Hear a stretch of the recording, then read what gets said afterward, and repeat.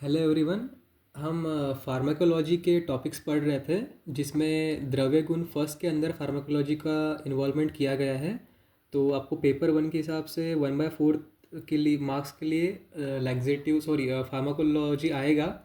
तो फार्माकोलॉजी का हम लैक्सेटिव टॉपिक आज डिस्कस करेंगे। तो लैक्सेटिव का मतलब होता है ड्रग्स फॉर कॉन्स्टिपेशन।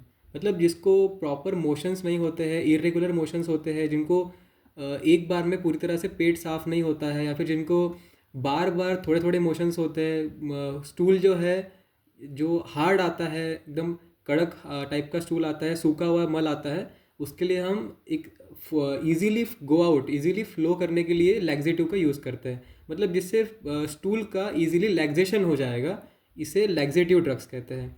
तो drugs which promotes emptying of bowel is called as laxative और परगेटिव ड्रग्स। मतलब बोवेल को एम्प्टी करने वाले, बोवेल का अर्थ होता है कि जो अपना जो खाना है उसका जो अपना इन आयुर्वेद में बोला जाए तो जो किट्ट भाग है उसका जो एक्सक्रीटेड जो जो यूजलेस भाग है, उसको हमें जब बाहर निकालना पड़ता है in the form of stool, उसे बोवेल कहते हैं। तो फिर जो ड्रग्स बोवेल को एम्प्टी करने में हेल्प करते हैं या फिर प्रमोट करते हैं, उसे लैक्सेटिव या परगेटिव कहते हैं।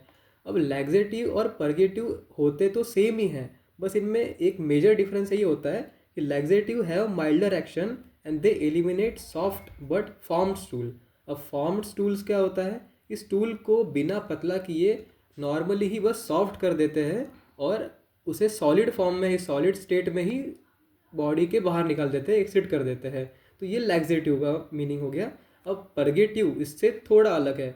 जो मेजर इसका डिफरेंस है कि परगेटिव हैव स्ट्रॉन्गर एक्शन, मतलब ये इसका माइल्डर एक्शन था, इसका स्ट्रॉन्गर एक्शन है, which result in elimination of more liquid.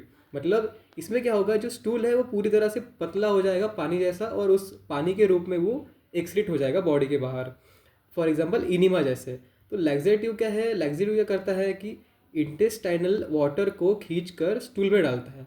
मतलब उसका मेन काम यही होता है कि इंटेस्टाइन के अंदर जो वाटर का एब्जॉर्प्शन होता है, उसको मेनली इंटेस्टाइन के अंदर एब्जॉर्ब न करते हुए स्टूल के अंदर ज़्यादा एब्जॉर्ब करवाता है, ताकि लैक्सेशन इजीली हो जाए, स्टूल पास इजीली हो जाए। मतलब लैक्सेटिव को याद कर सकते हैं कि इंटेस्टाइनल वाटर डिक्रीज, स्टूल का वाटर इंक्रीज, इंटेस्टाइनल का वाटर डिक्रीज, स्टूल का वाटर इंक्रीज।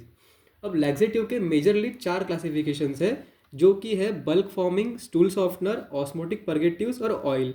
बल्क फॉर्मिंग का मतलब होता है कि जो बल्क में फॉर्म करेंगे, मतलब बहुत सारी मात्रा में फॉर्म करेगा पहले उस स्टूल को और फिर शरीर से बाहर निकालेगा। इसके एग्जाम्पल्स होते हैं इसबगुल्ला और सीलियम।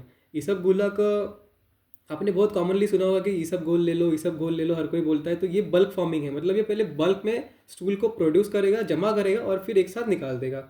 दूसरा होता है स्टूल सॉफ्टनर, मतलब स्टूल को जो सॉफ्ट करके निकालेगा। इसमें आता है डोकुसेट्स और लिक्विड पैराफिन। तीसरा है ऑस्मोटिक परगेटिव्स।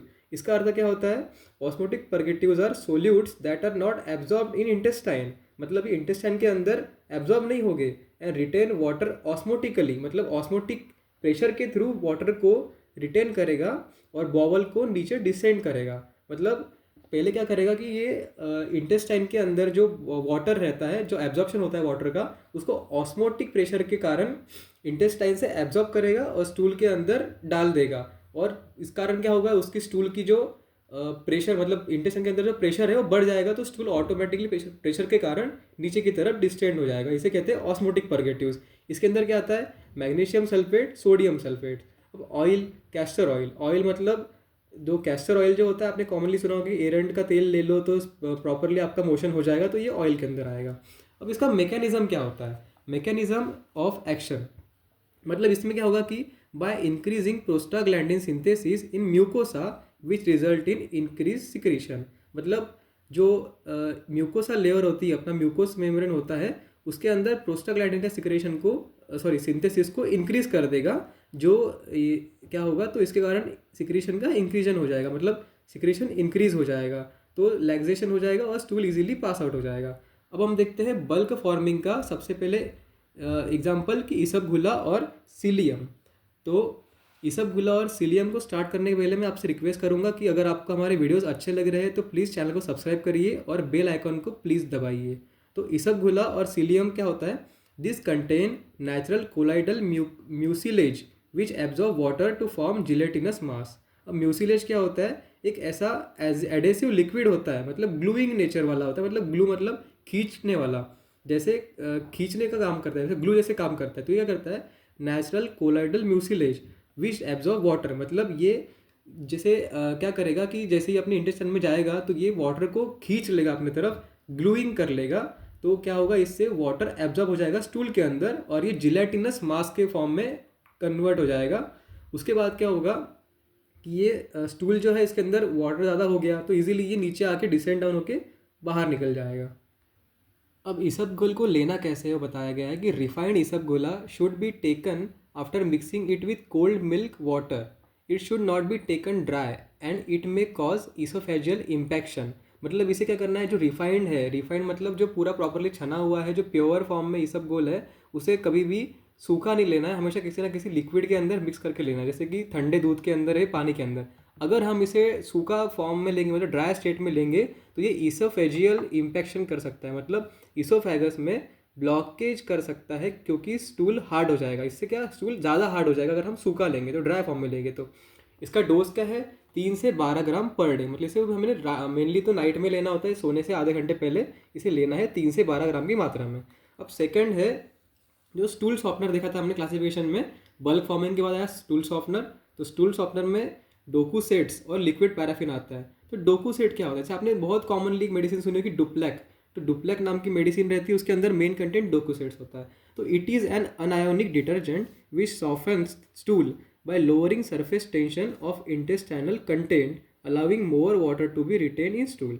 अब अनायोनिक डिटर्जेंट्स क्या होते हैं, तो ये क्या होते हैं जिसके अंदर अनायंस ज़्यादा मात्रा में फॉर्म रहते हैं, मतलब अनायंस के मॉलिक्यूल मैक्सिमम अमाउंट में रहते हैं, और ये क्या होता है, ये क्लींजिंग एक्शन का काम करेंगे।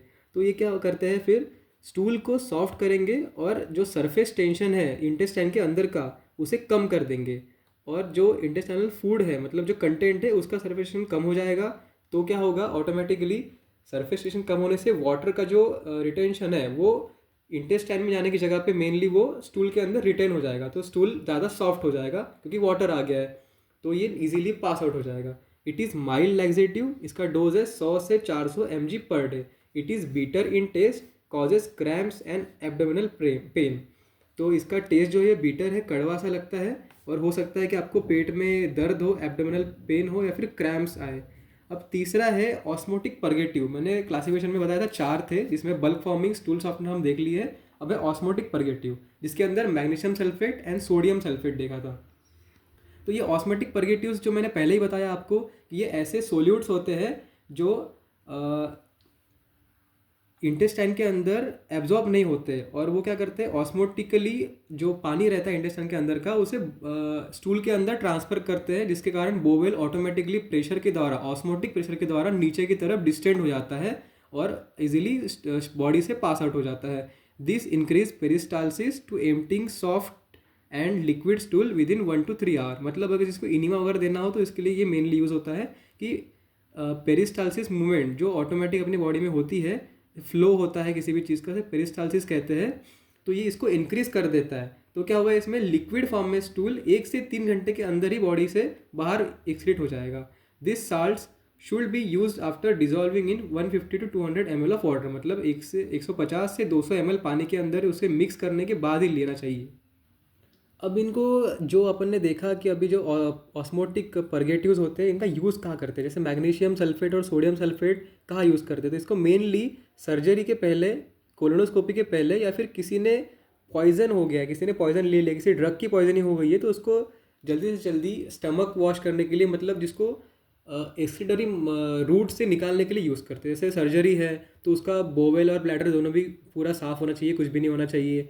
कोलोनोस्कोपी के अंदर क्या होता है कि कोलोनोस्कोप को एनल रूट से अंदर डालते कि कोई ड्यूडेनल अल्सर वगैरह कुछ है तो नहीं आपके कोलॉन में, रेक्टम में, या फिर इंटेस्टाइन के अंदर, वो देखने के लिए करते हैं। और ड्रग पॉइजनिंग, मतलब किसी ड्रग की पॉइजनिंग हो गई हो तो उसके लिए भी हम इसको तुरंत देते हैं, क्योंकि एक से 2 घंटे के अंदर ही पूरा तरह से परगेशन कर देता है, पूरे लिक्विड स्टूल को बाहर निकाल के फेंक देता है। अब इसका डोज क्या है, तो मैग्नीशियम का डोज है 5 से 15 ग्राम, सोडियम का डोज है 10 से 15 ग्राम। अगर आपको ये एग्जैक्टली याद ना हो तो भी आप लिख सकते हैं कि 5 से 15 ग्राम कॉमनली कि हाँ इसका डोज है मैग्नीशियम और सोडियम का 5 से 15 ग्राम। अब जो लास्ट था क्लासिफिकेशन का वो था ऑयल। तो इसमें सबसे कॉमन है castor oil, obtained from seeds of Ricinus communis. Ricinus communis जो है ये एरंड का बॉटनिकल नेम है, आपने डीजी के सेकंड पेपर में पढ़ा होगा इसको। ये रिसिनस कम्युनिस मतलब एरंड होता है। इसके सीड्स के थ्रू हमें इसको पीस कर जो ऑयल निकलता है उसको कैस्टर ऑयल बोलते हैं। Mainly content triglycerides of ricinoleic acid, मतलब जो रिसिनस कम्युनिस है एरंड है इसका जो केमिकल कंपोजिशन है उसके अंदर मेनली रिसिनोलिक एसिड रहता है। इसके ट्राइग्लिसराइड्स और रिसिनोलिक एसिड से बना रहता है, मतलब पूरा अंदर से ये कंटेंट रहता है। It acts by decreasing intestinal absorption of water. मतलब आपने एक चीज़ गौर की होगी कि सारे जो लैक्सेटिव्स है, bulk forming, stool softener, purgative मतलब ऑस्मोटिक परगेटिव्स और ऑयल्स, ये मेनली इंटेस्टाइन का वाटर एब्जॉर्प्शन कम करने का काम करते हैं। चारों के चारों सबसे मेन क्या करते हैं कि इंटेस्टाइन का पानी खींच के स्टूल के अंदर ट्रांसफ़र करते हैं ताकि स्टूल बल्क हो जाए, सॉफ्ट हो जाए और नीचे की तरह डिस्टेंड करे। इसमें डिस्टेंड करना वर्ड बहुत इंपॉर्टेंट है। तो क्या होगा, it acts by decreasing intestinal absorption of water, electrolysed and enhancing secretion, मतलब सिक्रीशन को एनहांस करेगा। It causes purgation with in 2 to 3 hours. तो इसको भी हम लैक्सेटिव के अंदर ले सकते हैं। Thank you so much.